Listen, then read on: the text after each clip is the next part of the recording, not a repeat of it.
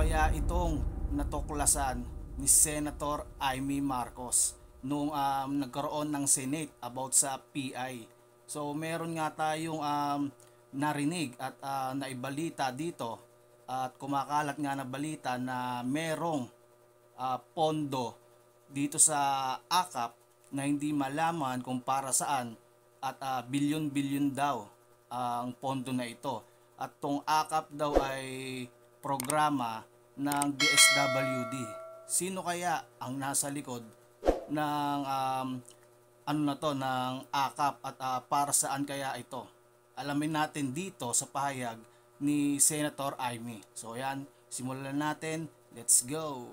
Ang AKAP daw, ida-download yung pera sa LGU.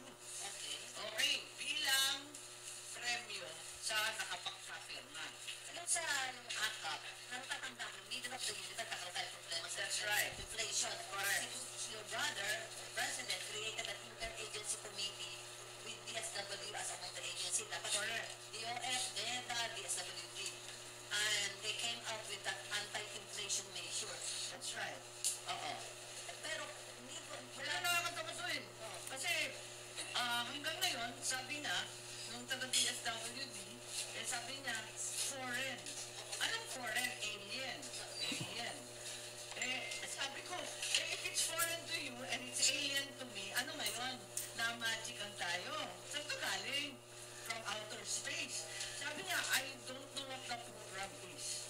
Ganun pa rin. Ako din, I don't know what the program is. Anong sasagutin natin dito? Sirip. Pero may press release na. 5,000 for 12 million families. O maganda naman pakinggan nyo. 5,000 pesos. Hindi masama. Pero ang tanong, sinong bibigyan? Bakit 5,000? Aanin nyo. bakit DSWD dapat dole? Kasi Bakit DSWD? At saka, sapaw-sapaw na. May AIX, may 4Ps, may MAIP, medical assistance kung kinailangan, may tupad, cash for work sa kami pamilya. Alin ba talaga, kapatid? kasi ang AKAP dapat dun sa workers, di ba? Additional fee. Hindi, kasi naging yung sinasabi mong anti-inflationary measures, nakakapagtaka kasi gagawa na daw ng BOA. Ito ang natuklasan ko sa kakakulit ko kanina. Kasi maski si DBM Secretary, Pangandaman, talagang nagkakamot ng ulo at wala naman IRR. Yes, yes, ang sabi. So mismo yung DBM, nagtataka. Ang tanong ko naman, ba't naman in-approve yan? Kung lahat tayo nagtataka, paano ba pinalusot yan? Ngayon, yung anti-inflation measure, ang sinasabi, ang AKAP daw, ida-download yung pera sa LGU. Okay. Okay, bilang premyo sa nakapagpapirma. At yung MOA na yan, isasaad, nabibili na lang ng bigas. Sino nagsabi na to? Wala, nakita ko dun sa mga draft-draft. Okay. Sinisimot-simot ko lahat ng mga scratch paper nila.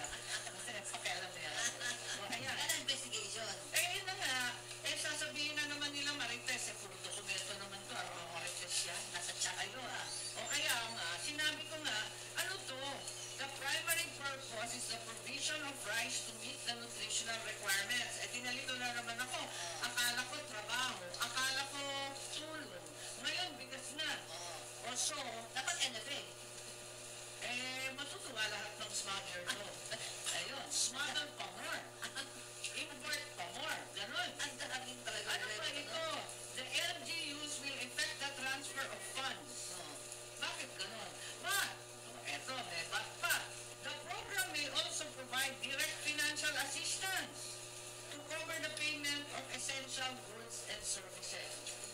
Parang lahat cover. 5,000 eh. Hindi ko nga maintindihan ang blue eh. 5,000 per So, sa month. madaling sabi, ito ay premyo. Pero napakalaki naman ng pera, 60 billion to. Ang 27 billion,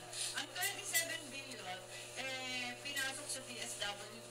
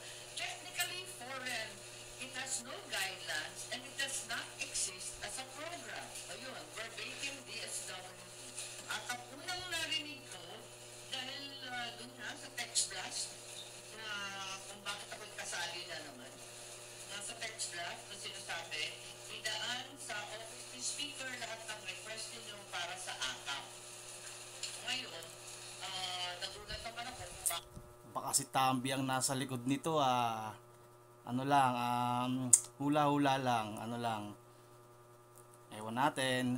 Pero kasi malapit si Tamba dyan sa ano sa Congress yan sa Kamara Kaya meron tayong hinahinala na baka si ano yan, si Tamba. O, ewan natin, malalaman natin yan kapag na-imbestigahan na yan. So tuloy pa natin tong video para marinig natin ng buo yung detalye.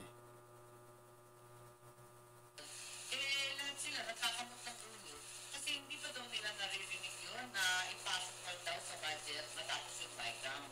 Kaya nagulat pa din lahat. Ang laki na palang halaga. Mabuti kung maliit lang na paki-paki lang.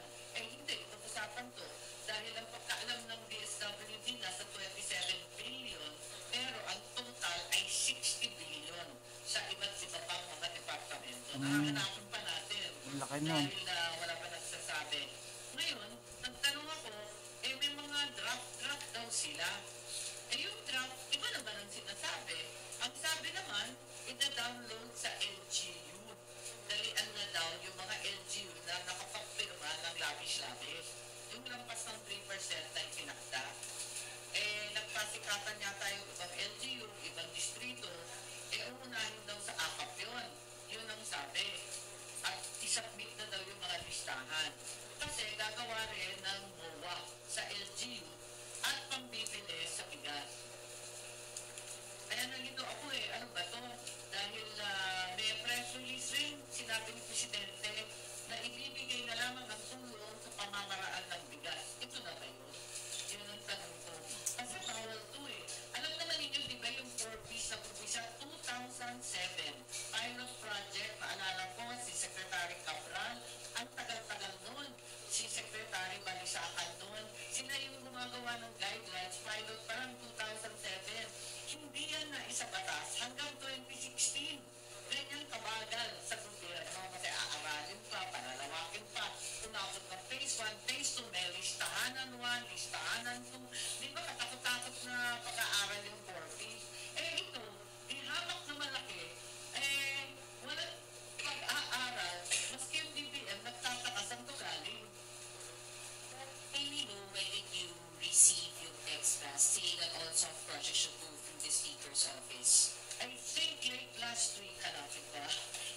Hindi ko sure, but I think late last week, I saw it nagulat na ako. I was wondering why this was so.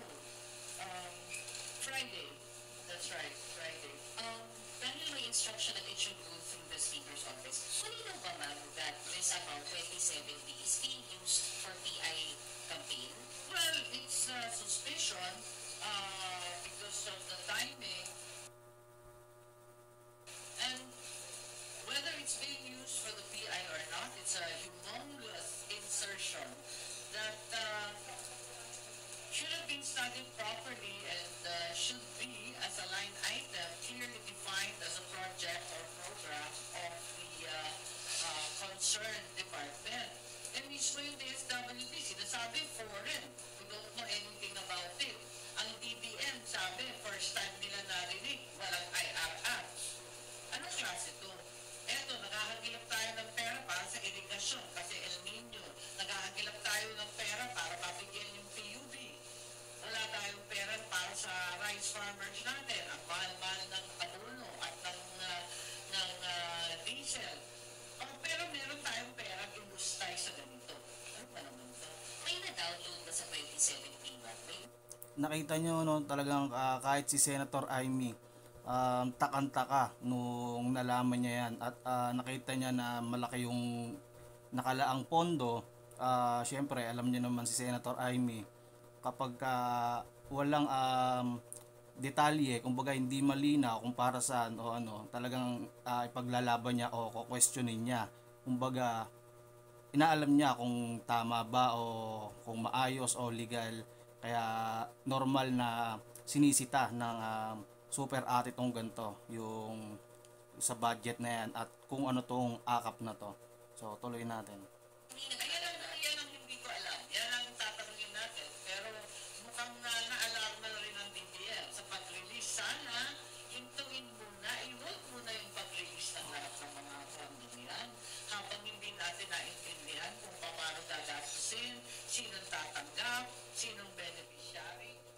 Tama. Kasi ayon sa sa guidelines well, yung draft pa naman to. Ayon sa draft, talagang maski pops, pwede financial assistance, services, gamit, essential goods, bigas, whatsoever I need to ask ka, kasi tumaan sa inyo itong project na to. Eh, nagulat kayo ngayon. So, nalusutan din ba kayo no? Nitong Yes, 2017? the text blast was the first time I heard of the project AKA. Paano lumusot ba? I have no clue. Sabi ko nga, binibigyan namin ng respeto ang Kongreso. Nag-meeting kami, may bycam kami, pero nauwi sa picture taking. Yun. Tapos yung diskusyon na iiwan na lang sa committee na maliliit, hindi ko alam eh. Nagugulat na lang kami kung bakit lumalabas yan. Pag na-imprenta na, yung GAA 2024, ayun, nagkakagulatan na. Mismo yung committee mo, yung committee ko, yung COMELEC, yung DSWD, nalulusutan ng nakakagulat na mga Talagang takang-taka at gusto nga paimbestigahan ni Senator Amy itong natuklasan na pondo at itong programa nga sa DSWD na AKAP. Siyempre gusto din niya malaman at ng mga tao kung para saan ito at kung maayos ba at legal. So ang nakakapagtaka nga lang is madaming pinagtatakahan about dito sa AKAP na to. So sa investigasyon doon malalaman kung ano ang magiging resulta ng AKAP. So yon, hindi natin alam, hindi tayo makapag bigay dito ng maayos na ano kasi nga inaano pa lang to kumbaga papaimbestigahan pa lang. Pero inala ko diyan si Tambia. Joke lang pero siyempre marami tayong pwedeng maging maging suspicious din kasi talaga.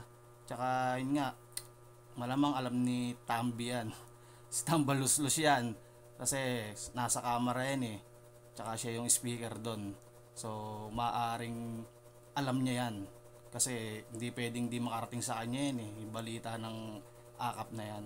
So yun, Kabataan TV, sa mga hindi pa nagsusubscribe, subscribe na, share, like, follow, at malaya kayong mag-comment ng kahit anong sabihin nyo o i-comment nyo sa batay sa inyong opinion sa inyong napanood. So yun lang kay BTN, let's go.